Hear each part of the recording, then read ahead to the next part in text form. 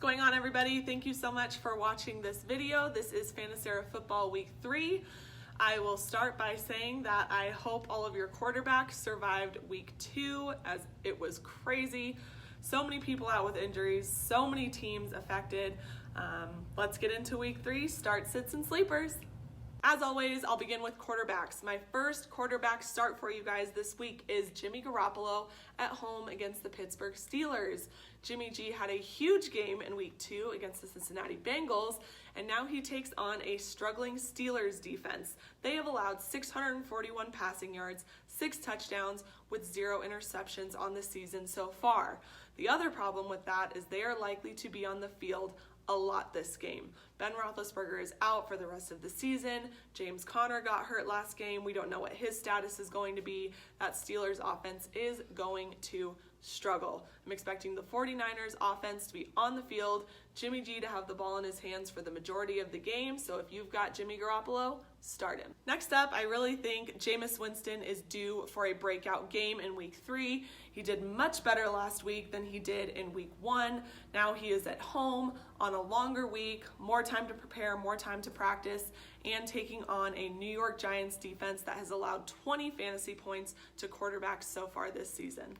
Josh Allen is my final start at quarterback in Week 3. I really like him this week at home against the Cincinnati Bengals. He's a mobile quarterback who's also able to throw. He's coming off of back-to-back road wins, and as I mentioned before, the Cincinnati Bengals struggled last week against Jimmy Garoppolo, allowing 27 fantasy points. Okay, on to the bench warmers for Week 3. My first sit at quarterback is Derek Carr. The Raiders will be going to Minnesota to take on the Vikings. I was expecting a much better game out of Derek Carr in Week 2. I thought we were going to have a shootout between the Raiders and the Chiefs. Didn't happen that way. Derek Carr scored a mere 10 fantasy points. I doubt he does any better against a Minnesota defense. I'm also expecting the Vikings offense to be on the field the majority of the time. They've been running the ball a lot, eating up a lot of the clock. I don't think the Raiders defense can stop Dalvin Cook, so Derek Carr on the bench. My next sit at quarterback is Jared Goff for a couple reasons. He just hasn't done anything terribly exciting yet this year, and now the Rams go to Cleveland to take on the Browns. The Browns pass rush has been applying pressure to quarterbacks. I don't like the matchup. I don't like the away game in Cleveland. Jared Goff is a sit for me. And finally, as much as I want to believe in Kyler Murray, I just can't do it. I hope he gets at least one touchdown to Larry Fitzgerald because I am starting Larry Fitzgerald this week, but Kyler Murray just hasn't been performing well. He scored 0 touchdowns against the Ravens in Week 2, and he's going up against a Carolina defense that has only allowed 394 passing yards, 2 touchdowns, and an interception so far on the season. I want Kyler Murray to do well, but I don't think it happens in Week 3. Moving on to running backs, if you've got Frank Gore, you are definitely going to want to start him this week at home against the Cincinnati Bengals, who have given up the most fantasy points to opposing running backs this season. Last week, Frank Gore had 19 carries for 68 yards, 2 catches for 15 yards, and a touchdown against the New York Giants. This was while splitting carries with Devin Singletary, who is now out with a hamstring injury, so Frank Gore will be doing the majority of the work for the Bills this week. Bears running back David Montgomery should also be in your starting lineup this week. They are going to Washington to take on the Redskins. Redskins gave up 213 rushing yards to the Dallas Cowboys last week. Also, David Montgomery's touches, both carries and receptions, have been increasing from Week 1 to Week 2, and I'm expecting the same thing to happen in Week 3. And if you have Sony Michel, which I do, he has to be in your starting lineup this week. The Patriots are once again the biggest favorite of the week. In their 43-0 victory last week over the Miami Dolphins, Sony Michel had 21 carries for 85 yards and a touchdown. The Jets have also allowed at least 1 touchdown to a running back in each game so far this season. As far as running backs to avoid in Week 3, Adrian Peterson is at the top of my list. Peterson only had 25 yards on 10 carries last week. Now he goes up against a Bears defense who has yet to allow a rushing touchdown. Even if James Conner is healthy enough to play on Sunday, I'm not so sure you're going to want him in your starting lineup. With Ben Roethlisberger out, James Conner would be the biggest threat offensively to the 49ers, so they're probably going to stack the box on defense, making it really hard on him to run productively. James Conner is going to stay on the bench for me this week.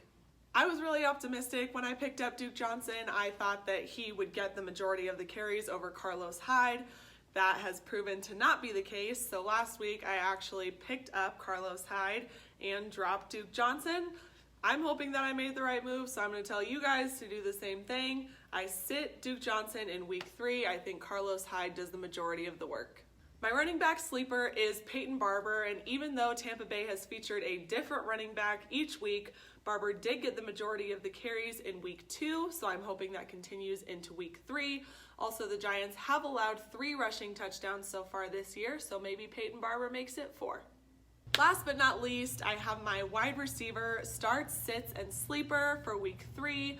My first start is going to be Chris Godwin for 3 pretty obvious reasons. Number 1, in the first 2 weeks, he's combined for over 40 total fantasy points. Number 2, he's coming off of 8 catches, 121 yards, and a touchdown against Carolina. And number 3, he is taking on the Giants defense, who have allowed 550 yards to wide receivers so far this season, most in the NFL. Okay, I know I said that last week the Chiefs-Raiders game was going to be a shootout. Derek Carr let me down, typical. Lamar Jackson will not let me down, which is why Marquise Brown is my second starter at wide receiver this week. He has performed well in both weeks 1 and 2. The Ravens are likely to be in a shootout with the Chiefs, and Kansas City has allowed 4 touchdowns to wide receivers so far this season. Tyler Lockett at home against the Saints is my final wide receiver start for week 3. Although the Seahawks haven't been throwing the ball much, I feel like when they have been, it's been to Tyler Lockett.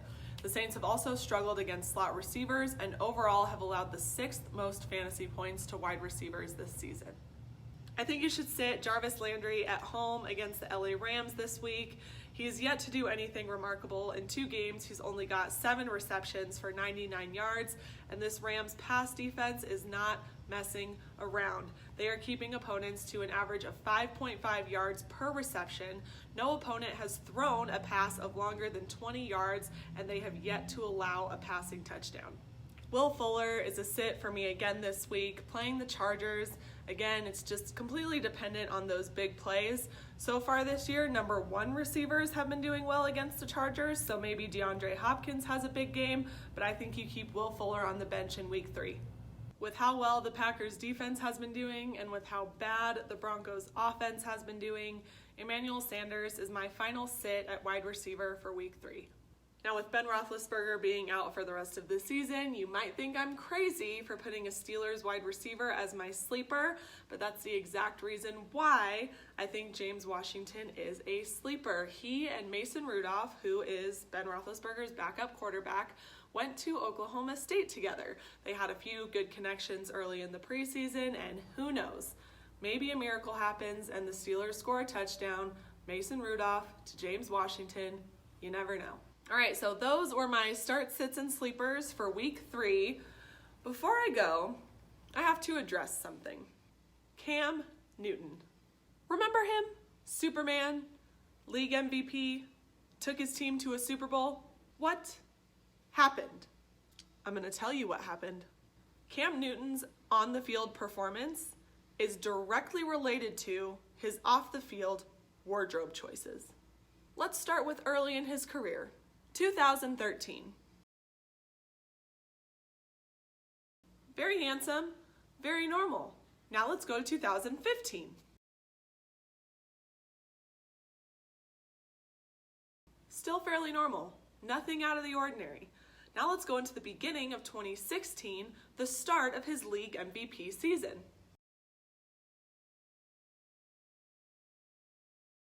Definitely branching out from your normal style, a little Russell Westbrook-y, but that's okay, nothing super extreme. Then we get to late 2016, right before Super Bowl 50. Y'all remember what happened in Super Bowl 50, don't you? In case you don't, I'd be happy to remind you.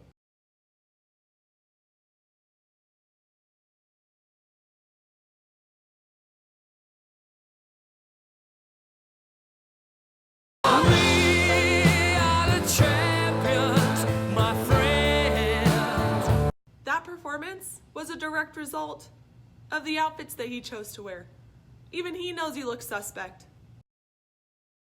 And then after that Super Bowl performance, it's been all downhill from there. 2017.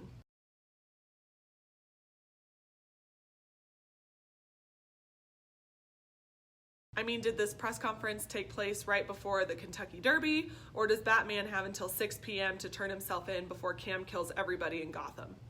2018.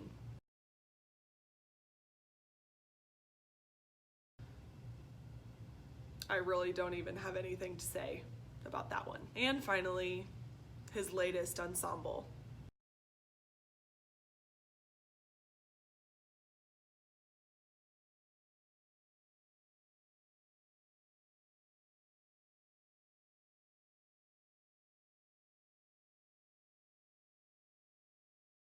All I'm saying is there has to be a direct correlation between how Cam dresses and how Cam plays. Because when he was dressing well, he was playing well.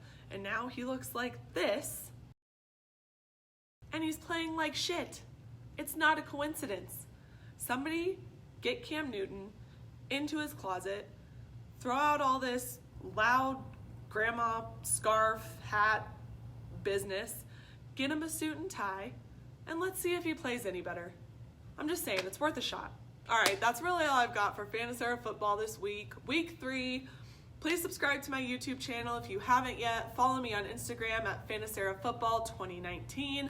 Thank you guys so much for watching. Good luck in your fantasy leagues, and I will see you next week. As always, I'll start with my quarterbacks. My first start that I have for you this guy.